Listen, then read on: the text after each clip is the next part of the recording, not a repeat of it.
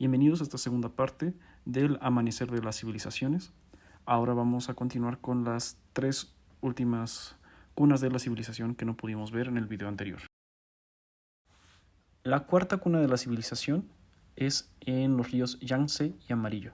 Como se pueden imaginar por la primera pronunciación, esto es en China.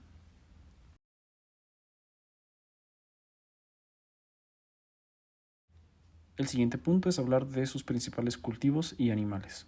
Otra vez volvemos a interactuar con el trigo, la cebada y el arroz. Sin embargo, también vemos aquí a dos especies distintas, la soya y el té. Hablando también de los animales, las gallinas de hecho fueron domesticadas por primera vez en China y también se domesticó al gusano de la seda, que permitió hacer uso de la seda y crear telas muy suaves, y también se domesticaron a los gansos y los patos. Los puercos también eran muy populares en la cultura china, en particular porque les podías alimentar las sobras y tenías luego algo que ya lo procesaba y lo podías volver a consumir. Entonces, también si alguna vez han probado el pato en la naranja, esto es un platillo que se originó en China. Y como el resto del mundo, también eran fieles amantes de los gatos y los perros. Un punto que hay que aclarar es que la primera domesticación de los gatos fue en Egipto, sin embargo también hubo otro evento de domesticación de gatos en China, pero rápidamente se esparcieron por todos los asentamientos humanos del continente afroeuroasiático. No podemos tener un desarrollo de civilización sin innovaciones y descubrimientos científicos. Hablando de las aportaciones de China, podemos hablar de la seda, que ya vimos que se la produce esta polilla y el gusanito, y se produce una tela muy suave, muy ligera y muy refrescante que se puede utilizar en climas cálidos, como los que hay en el delta del río Perla, al sur de China, en la región de Guangzhou, que es muy cálida, entonces la seda era fundamental para que la gente pudiera vivir de manera cómoda. También ellos crearon las brújulas, que nos permiten identificar de manera confiable dónde está el norte geográfico, norte magnético. Y otra innovación importante, además de su sistema de escritura que podemos ver ahí, también fue la creación del papel moneda. El papel moneda es una manera complicada de decir billetes. Antes de la invención de sus sistemas de imprenta y su creación de billetes, pues las personas cuando hacían compras grandes tenían que llevar bolsas o cajas enteras llenas de monedas. Con esta invención del papel moneda fue una manera mucho más eficiente de transportar dinero y saber que eventualmente cuando llegaras con ese papel te iban a dar a cambio monedas u oro o el producto que hacías. Entonces fue una tecnología esencial para la administración de recursos y la mejora del comercio. Hablando en el sentido de la guerra, están las ballestas. Las ballestas fueron creadas por primera vez en China para finales de los 500 a.C. y cambiaron el juego porque permitieron crear ejércitos mucho más numerosos con personas más letales, sin embargo, con una cantidad de entrenamiento, un requerimiento de un entrenamiento mucho más corto. Porque si hablamos de un arco, tienes que entrenar a una persona por años para que lo pueda dominar. Con esta ballesta nada más le das un curso de una semana y ya se vuelve una persona letal, lo cual era esencial para hacer todos los movimientos militares que veremos más adelante. Hablando también de otra tecnología fue el descubrimiento de la pólvora y su uso para la pirotecnia. Algo curioso es que estaban buscando descubrir la pócima para la fuente de la eterna juventud y lo que descubrieron fue la pócima para una muerte más rápida. Sin embargo, su primer uso bélico no sería hasta el año 1000 de nuestra era, 1000 después de Cristo. Durante todo este periodo previo, los chinos usaban la pólvora como un aparato nada más para divertirse y para crear espectáculos. Y bueno, si te encantan los exámenes, como estoy seguro de que te encantan, a quienes le puedes agradecer que existan los exámenes estandarizados es también a la civilización china, quienes crearon estos sistemas para poder identificar a las personas más capaces que entrarían dentro de su gestión pública. O sea, la administración, el gobierno, tenía que ser a partir de un examen y a la fecha estos exámenes siguen siendo de los más rigurosos en el mundo. Un sistema que también ha copiado Corea y Japón, y los estudiantes cuando tienen que salir de la preparatoria tienen colapsos emocionales por los exámenes tan complejos que les ponen. Y es algo que se remonta hace casi 4000 años cuando empezó la civilización china. Ahora hablaremos acerca de los estados, es decir, los gobiernos que se establecieron en los ríos Yangtze y Amarillos. En particular, cuando hablamos de China, estamos hablando de dinastías, porque no fue hasta la época moderna que perdieron este sistema y pasaron a un sistema casi republicano, sin embargo es otra historia. Pero bueno, la primera dinastía es la dinastía Xia. Sin embargo, muchos arqueólogos la consideran como nada más una leyenda, porque no hay evidencia tangible, en particular en un registro escrito que se preserva hasta nuestros días. La tradición y las leyendas mencionan que esta dinastía fue iniciada por Yu el Grande, quien recibió el mandato del cielo por el último de los 5 grandes emperadores, los cuales todavía son más míticos, son más efímeros, más de la historia profunda que no podemos confirmar. Entonces, ¿qué es el mandato del cielo? El mandato del cielo es un principio dentro de la filosofía de esta región, de China, donde a la persona que se le otorga el poder o que puede obtener el poder, ya sea por la fuerza, por manipulación política, por el medio que sea, si lo obtuvo y tiene la capacidad de tomar decisiones sobre su región, quiere decir que tiene el favor de los dioses o del dios, dependiendo de la cosmología en ese entonces, y que entonces tiene el derecho de gobernar sobre la totalidad de China.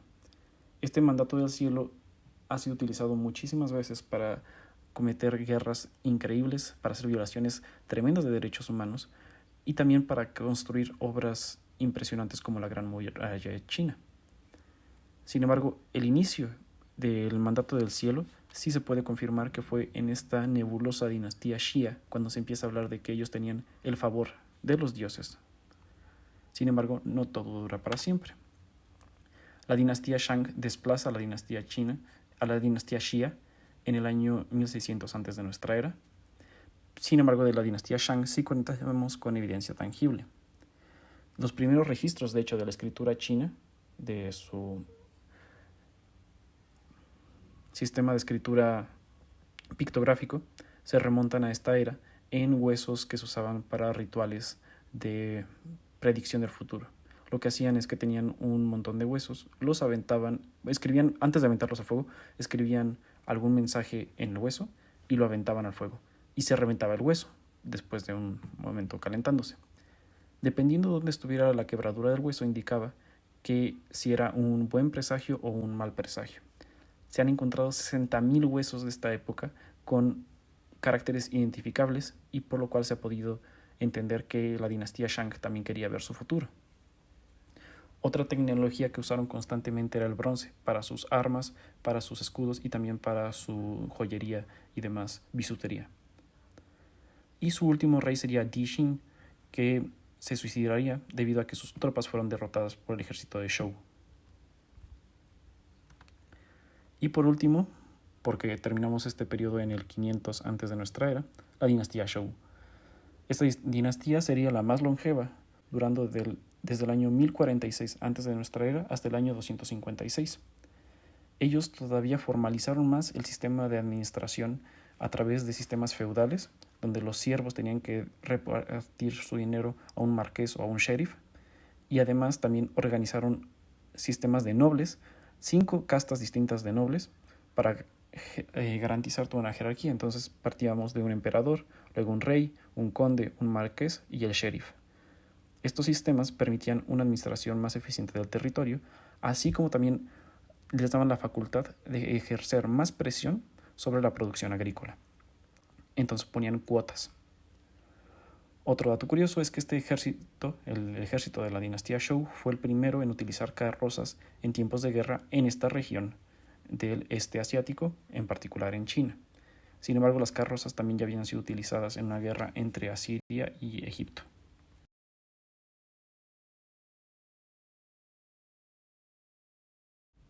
Ahora hablemos de Mesoamérica, que particularmente está conformada por México. Sin embargo, hay ocasiones en las cuales las civilizaciones se extendieron más hacia el sur, en particular en Guatemala y Belice.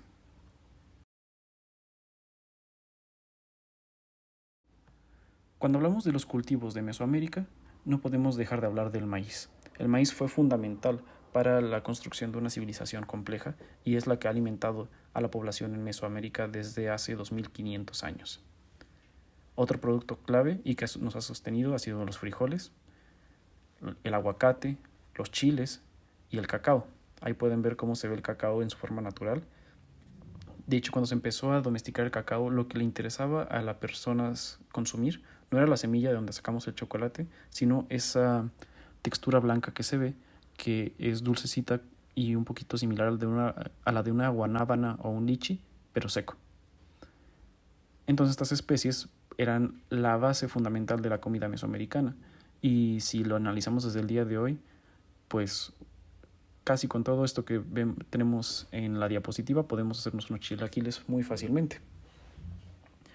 El animal que se domesticó aquí y solamente aquí en México fue el guajolote, el cual pues obviamente era fundamental para el sustento y la entrada de proteínas porque no teníamos ningún otro animal en esta región. No había puerco, no había gallinas, no había vacas, mucho menos había cabras y ni ovejas. Entonces la barbacoa es hasta que tuvimos contacto con las civilizaciones occidentales de Europa. Y también otro cultivo que en lo personal me encanta es la tuna y el nopal. En esta imagen no puede ser más mexicana, esos colores rojos y verdes, y pues es un producto que fue evolucionando de esta manera debido a la selección natural de los humanos que estaban facilitando la reproducción de nopales que tuvieran tunas cada vez más grandes, hasta la tuna que tenemos el día de hoy, que además de muy rica, pues también es muy grande proporcionada al tamaño del nopal. Cuando hablamos de nopales salvajes no tienen una fruta tan grande. Y pues el animal de compañía por excelencia era el perro. Seguramente todos han escuchado del xoloescuincle o los chihuahuas. Y ellos vinieron con los seres humanos desde sus migraciones del viejo mundo a través del estrecho de Bering hace 15.000 años. Por eso es que está en Mesoamérica y también lo veremos en los Andes. Pero para hace 15.000 años no habíamos domesticado a los gatos. Por eso es que en Mesoamérica no se domesticaron o no está el escudito ahí de un gato. En esta diapositiva vamos a hablar acerca de las innovaciones y descubrimientos en Mesoamérica. La más fundamental de entre todas es el desarrollo del proceso de la nixtamalización. Este proceso es por el cual se trata el maíz para que sea comestible. Y una vez que tenemos el maíz nixtamalizado, ya hecho harina de maíz, lo podemos hacer en una tlaxcali, que es lo que vemos en la imagen, o también conocida como tortilla. Tlaxcali es el nombre original de este producto y también de ahí viene el nombre del estado de Tlaxcala, porque ahí se producía muchísima tortilla y a la fecha todavía como en el resto de México. Ahora, la civilización principal en estos yacimientos es la Olmeca. Ahí abajo podemos ver una cabeza masiva tallada de piedra por esta civilización. También esto remonta alrededor del año 1000 antes de nuestra era. Los olmecas también tenían construcciones monumentales, como podemos ver ahí unos restos de pirámide. Sin embargo, esta pirámide es sumamente antigua, por eso estas ruinas que quedan se ven tan chiquitas. Otra innovación de los olmecas y que llevaron a todo el continente americano, a toda la región mesoamericana, fue el juego de pelota. Y también se remonta alrededor del 1000 antes de nuestra era. También en esta región hubo asentamientos mayas. Sin embargo, los mayas no fueron los primeros en inventar su sistema de cuenta, fueron los olmecas. Si han prestado atención en matemáticas, seguramente ustedes podrían saber qué números están escritos en esta esquela. Pero los mayas, que también se desarrollaron durante este periodo, en el periodo preclásico, fueron los que iniciaron con su sistema de calendario, que ha pasado por 5 ciclos y que el último ciclo terminó en 2012, de la cuenta larga. Por eso fue que hubo todo un escándalo acerca de que si era el fin del mundo y que el calendario maya. Y ahí pueden ver que este es un calendario maya. El que está en la moneda de 10 pesos es un escudo azteca, ni siquiera es un calendario azteca. Es muy importante notar la diferencia para que seamos atinados con lo que estamos viendo. Y ahí les dejo esta imagen por si alguien quiere intentar descifrar qué tipo de número escribieron ahí los mayas. Pero recuerden que el 0 y la cuenta en base 20 que usan los mayas la inventaron los olmecas. Ahora hablemos de la ubicación geográfica de las civilizaciones en Mesoamérica. Entonces en este mapa podemos ver cómo la civilización del occidente va desde Sinaloa hasta la mitad de Guerrero. La zona de influencia de la costa del Golfo pues es precisamente eso, toda la costa del Golfo desde Tamaulipas hasta Veracruz. En la región del Altiplano Central se encuentran los estados de Querétaro, Hidalgo, Tlaxcala, Puebla, la Ciudad de México, el Estado de México y Morelos. En la región de Oaxaca es el estado de Oaxaca y las zonas circundantes. Y la región maya va de Chiapas, Tabasco, Campeche, Yucatán y Quintana Roo. Sin embargo, esto nada más quiere decir las zonas geográficas. Cuando hablamos de los sitios donde inició la civilización olmeca y maya clásica, estamos hablando de el delta de los Umacinta en Tabasco, y vemos las zonas de La Venta, San Lorenzo y Tres Zapotes, los principales asentamientos olmecas, y en la zona del maya clásico, que es en el sur, y donde vemos allá Chiapa de Corzo, Pijiapan, Pajón, Izapa, y ya sitios dentro de Guatemala como Copán y Tacalica. Estas regiones fueron las primeras que vieron el desarrollo de la civilización maya, que eventualmente se extendería hasta la península de Yucatán. Pero el maya del periodo clásico, es decir, de antes del 500, antes de nuestra era, del año menos 500, vivía en esta región e interactuaba muchísimo con los olmecas, lo cual le permitió nutrirse de su cultura y obtener, por ejemplo, el cero y el sistema de cuenta en base 20, que los registros demuestran que vienen originalmente de los olmecas. También los olmecas fueron la primera civilización en toda Mesoamérica en desarrollar un sistema de escritura, lo cual es un hito sumamente importante porque muchas civilizaciones también de esta región no lo desarrollaron, no les copiaron el sistema. Sin embargo, ellos sí tenían su sistema de escritura. El problema es que no lo hemos logrado descifrar, entonces no podemos saber qué personajes históricos están ahí registrados. Pero sí puedes investigar qué personajes hay de una historia más reciente, y es algo que veremos también más adelante. Los países que hoy en día tienen yacimientos de las primeras civilizaciones andinas son Bolivia, Colombia, Ecuador y Perú. En los Andes también se desarrollaron muchas especies que serían claves para el sustento de miles de humanos, de millones de humanos, para el resto de la historia, una vez que tuvieron acceso a precisamente estos alimentos que aquí fueron descubiertos y domesticados. El principal que ha logrado salvar millones de vidas ha sido la papa. Sin embargo, la papa nativa, salvaje, no es comestible. Lo que tuvieron que hacer los primeros habitantes de los Andes fue cruzar la papa con el tomate en el tallo a través de injertos para que pudieran mitigar entre ellos sus activos tóxicos.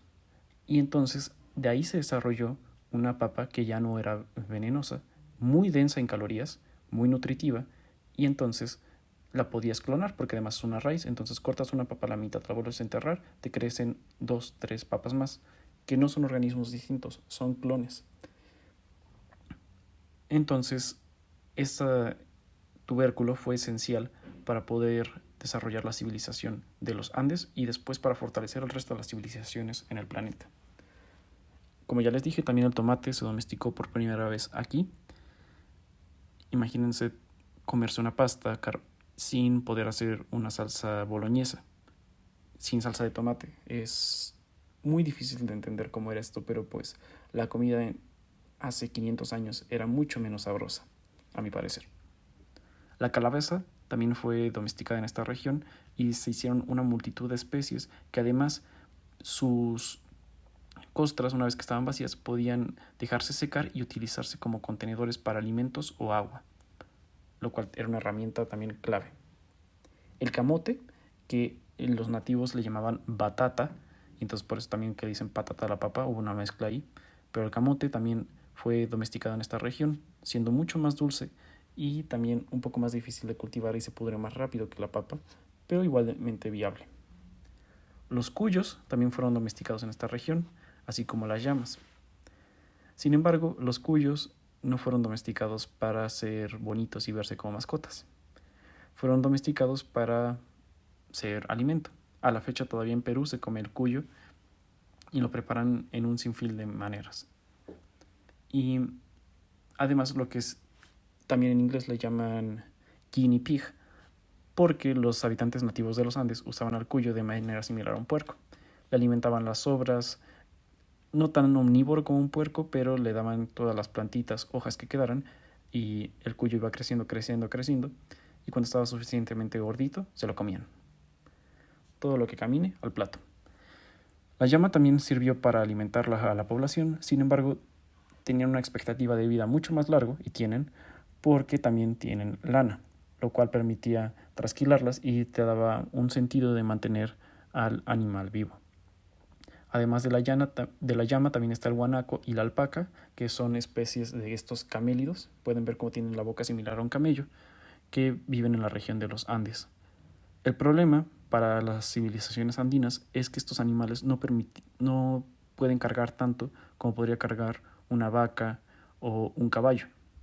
Entonces, el efecto positivo de un animal domesticado para la agricultura no era tan positivo, pero pues sí era algo poder obtener ropas calientes en una temperatura tan fría como son las altitudes de los Andes. Y también en los Andes tenían perros que los acompañaron desde sus migraciones de Europa.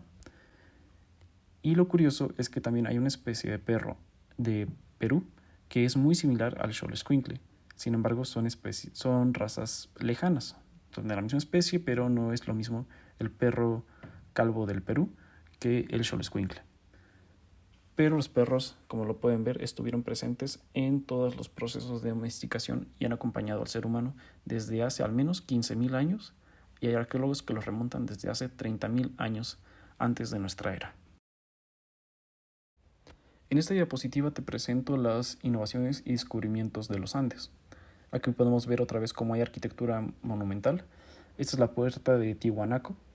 Al lado está una figura que fue trazada con puras piedras y solamente se ve desde el aire en Nazca. Luego vamos a ir primero abajo a estos agujeros. Estos agujeros son acueductos subterráneos también en la región de Nazca. Al lado vemos una estatuilla hecha de oro. El oro es demasiado común en esta región, en particular en el Potosí de Bolivia, en la región del Potosí en Bolivia. Y la ventaja del oro es que cuando es puro es muy fácil de manipular, incluso a temperaturas relativamente bajas que se pueden obtener con un fuego simple. Entonces, al tener tanta abundancia de oro, podían hacer obras muy elaboradas y bisutería, es decir, adornos muy complejos con el oro. También las civilizaciones de Mesoamérica lo hicieron, pero los primeros en hacerlo estuvieron en la región de los Andes. Luego también ahí pueden ver cómo hacían porcelana y vasijas de barro. Y pues la técnica es muy curiosa y me parece interesante cómo ahí tiene la cara de un perrito que demuestra su aprecio para este animal desde hace también 2500 años antes de nuestra era. Y por último, eso que ven como un collar no es un collar. Es una tecnología más reciente, ya de un periodo por alrededor del 1400 de nuestra era, y es un sistema de cuenta utilizado por los incas. Este sistema de cuenta también podía usarse para representar mapas y para mandar mensajes incluso. Y pues era a través de los nuditos que se alcanzan a ver, ahí esos puntitos que ven, cada uno significa ya sea un número o algún sitio geográfico importante. Eran mapas enteros que estaban funcionando de esta manera, nada más a través de cuerdas anudadas. A la fecha todavía no se ha logrado descifrar al 100% este sistema de comunicación, y fue lo más similar que tuvieron en esta región a la escritura, pero no llegaron al punto de desarrollar la escritura de manera autónoma. Es el único de las cunas de la civilización que no tuvo esa característica. Como he mencionado anteriormente, en esta región no desarrollaron un sistema de escritura, por lo cual no tenemos un registro como tal de las personas históricas cuando se remontan a más de 500 años antes de la colonización y la llegada de los españoles. Así que cuando estamos hablando de esta etapa donde nuestro punto de corte es el 500 a.C., pues lo que podemos hacer es estudiar la geografía de la región para entender dónde fueron los sitios de desarrollo. Entonces, si ven la zona color gris, que tiene el 13 y dice bajo Nazca, es todo el desierto costero de Sudamérica que da al Pacífico. Esta región es baja en altura, sin embargo es sumamente árida. tiene muy pocos ríos y además la flora local es de desierto o ni siquiera es existente. Por lo cual las personas tuvieron que buscar regiones distintas donde se pudieran asentar. Entonces ahí es donde vemos la zona 2, que son los bosques secos y subtropicales de hoja ancha, en particular en la región del norte de Perú y alrededor de Guayaquil en Ecuador. Esta región era mucho más ideal para el desarrollo de civilización, sin embargo las personas no se pudieron adaptar a ellas y también por eso no vemos asentamientos en ese sitio. Pero luego pasamos a la zona roja, los pastizales y matorrales montanos, es decir, de montaña. Conforme más va subiendo, la precipitación, es decir, la lluvia, es mucho más fácil que suceda, en particular cuando está cerca del mar. Y en estas regiones que ven en color rojo es donde sucede justamente eso, donde se condensa la lluvia y permite que haya más acceso a recursos. Y por eso es donde empezamos a ver más el desarrollo de la civilización. Y ahora, del otro lado de esta cordillera, de la cordillera de los Andes, tenemos la zona 1, la zona de bosques húmedos tropicales y subtropicales. Esto quiere decir que son zonas sumamente difíciles para poder habitar, porque son muy calientes, muy húmedas y además con un exceso de animales que pueden ser peligrosos, ya sea si hablamos de mosquitos, de parásitos, jaguares y además demás tipo de plantas que te podrían hacer daño dentro también de este bosque sumamente denso. Y algo curioso es que generalmente cuando vas a una selva, en la selva es mucho más difícil hacer el cultivo porque tiene menos nutrientes. El suelo de una selva está desnutrido porque hay mucha competencia entre las plantas, entonces es muy difícil cultivar ahí. En cambio, si nos regresamos a la zona 10, el suelo es más viable para la fertilización y para hacer uso de él. La temperatura es mucho más estable y además tienes una fuente de agua debido a la condensación. Así que por eso es que las civilizaciones se desarrollaron ahí. Algo muy importante que hay que reconocerle a estas civilizaciones andinas es que lograron la domesticación y el éxito de sus cultivos a pesar de unas alturas tremendas. Estamos hablando de que de manera muy fácil sus cultivos están a más de 3.000 metros sobre el nivel del mar. Tengan en cuenta que en Pachuca vivimos a 2.500 metros sobre el nivel del mar si vamos a los puntos más altos de la ciudad.